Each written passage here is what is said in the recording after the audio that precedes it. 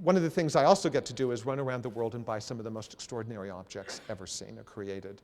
And on one of those extravagant buying trips, I found this huge pair. They're 16.5 foot tall, Northern Italian Baroque gilded carvings.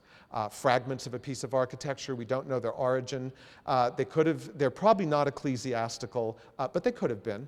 And I asked Steve if I could buy them. I had to ask his permission because they were really expensive. And he said, "What are you going to do with them?" I said, "I have no idea." But I said, "But trust me." 2 weeks before the opening of Wynn, I still had no idea. And then I walked by this wall that was going to have this incredible extravaganza of flowers with a purple periwinkle silk wall behind it, and I knew exactly what we had to do. Found someone who was silly enough to create all the brackets to hang these incredibly heavy pieces. Vic at Industrial Interiors here in Las Vegas, engineered the whole thing, had them hung, I think 3 days before we opened. They're my favorite moment in the whole hotel.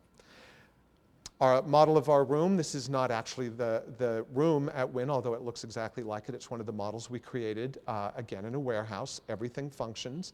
We worked on the bedding for 2.5 years. We worked, I don't know how many sofas we upholstered, 20.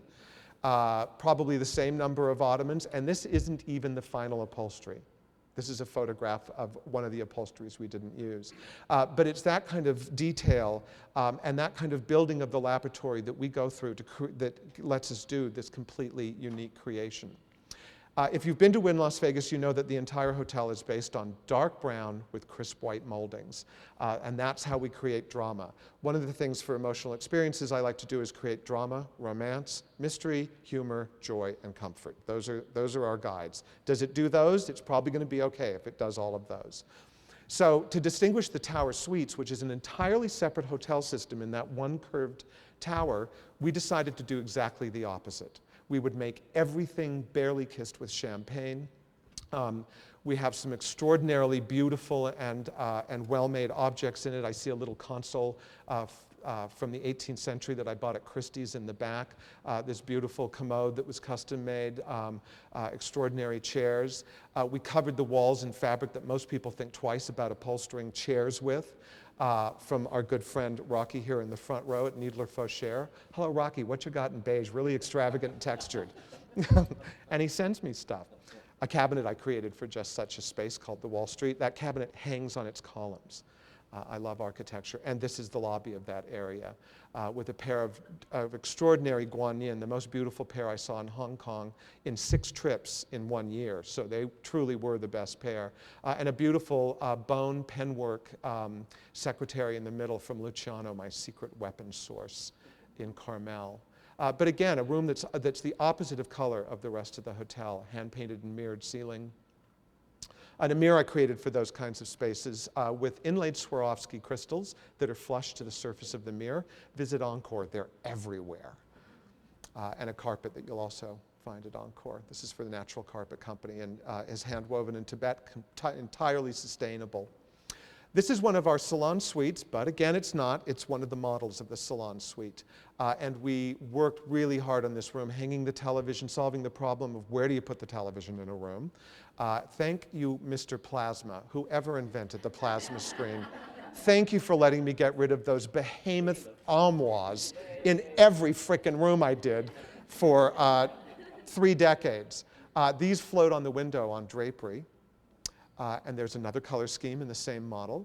We used museum quality art in plain paper reproductions with no glass on the front of it, with one frame on every single piece of art, whether it was Warhol or Van Gogh, we didn't care.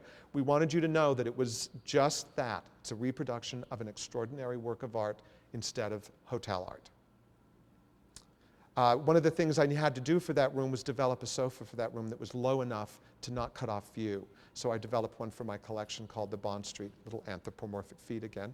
And we wanted to do an in-room dining experience that wasn't a dining table and 4 chairs again. So this is a corner banquette. You can stretch out on it. You can read a book. You can watch television. You can enjoy the scenery. Or you can have in-room dining. We had 36 villas that we built on the on the fairways of the Desert Inn golf course, now the Wynn golf course, and 12 of those had these beautiful pools. We also have 6 incredible villas on which we spent $7 million apiece on the roof. I don't show those because the photographs are exclusive to Architectural Digest, who published them shortly after we opened. So if you want to see them, go to Architectural Digest or to my website, therogerthomascollection.com, and I'll connect you to it. But we didn't have enough, thank you, everybody. We didn't have enough extraordinary accommodations for the demand of our very highest end players. So this is the color scheme you saw that we developed before in our suite. We called it the chocolate cherry color scheme. We usually name our color schemes after things we can eat because we're always hungry while we're designing. Really beautiful. This was a gorgeous guest accommodation. We had 90 days to turn it into this, which is a villa. So we called a few amazing vendors. We called Ironies, William Switzer, Ralph Rudin, Edward Farrell Lewis Mittman, and Bergamo. And we said, we'll use only you if you will play by the following rules. Decorative carpets was another. You can't say no. You have to deliver on time.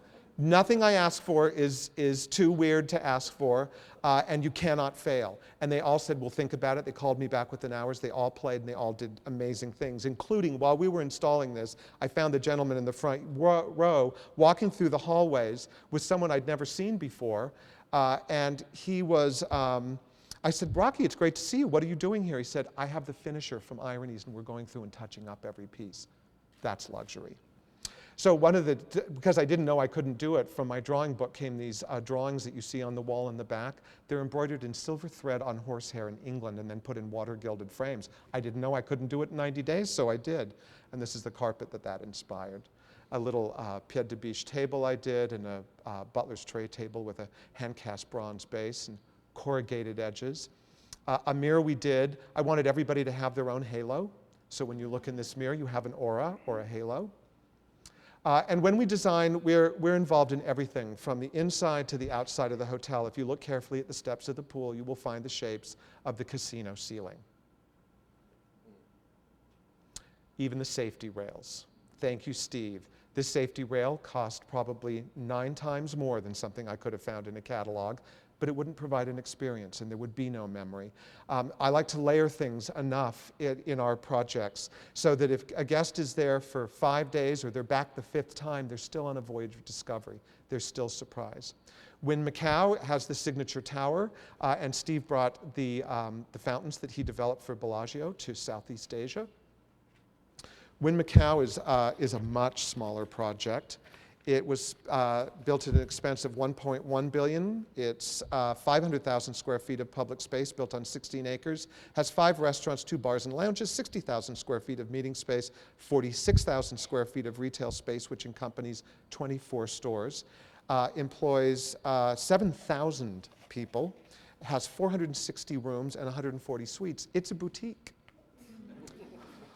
So this is the front lobby. I was busy with Wynn Las Vegas, and we had Hirsch Bedner, an extraordinary design group in Los Angeles, design the hotel, and we kind of made some contributions. The red chandelier, Venetian again, and the carpet in the lobby. Those are again from drawings or mine. And we stood in that lobby with Steve and looked out on this expanse, the beautiful reflecting pool. Just a few days before we opened, he said, it's missing something. And I said, I think I know what it is. I think we need something in the foreground. And he said, well, what are you going to do? I said, I have an idea. Meet me here at 11 o'clock tomorrow morning. This was like 5 o'clock in the afternoon. I had seen this pair of 7.5-foot tall cloisonné camels in one of my sources in a warehouse on the outskirts of Hong Kong in the heat of summer, unair conditioned. I paid for finding these in every way. And remembered them, and I called the source who I'd been using for 25 years, and I said, so how much are the camels again? And I handled a price with them, and I said, okay, I'll take them, but you have to have them here at 8 o'clock in the morning. There's a sea that separates Hong Kong from Macau. And he said, I'll call you right back. And he called me back, and indeed, there they were at 11 o'clock the next morning, walking on water, and so was I.